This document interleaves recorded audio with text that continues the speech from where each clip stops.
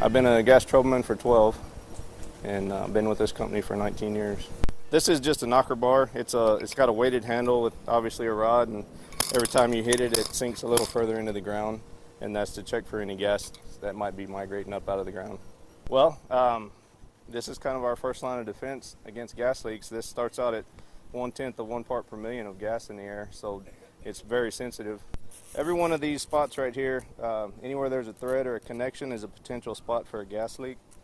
We try to check every one, be pretty thorough about it. The best part of the day is showing up at a potential gas leak and not finding anything. The gas leaks are first and foremost for us, but we do a lot of other jobs too.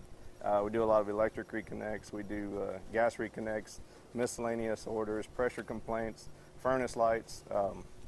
All that gets mixed in the pot. We're here for our customers. They call in, we give them the best service that we can, the safest possible way we can. They're the reason that we have a job, so we're here to serve them.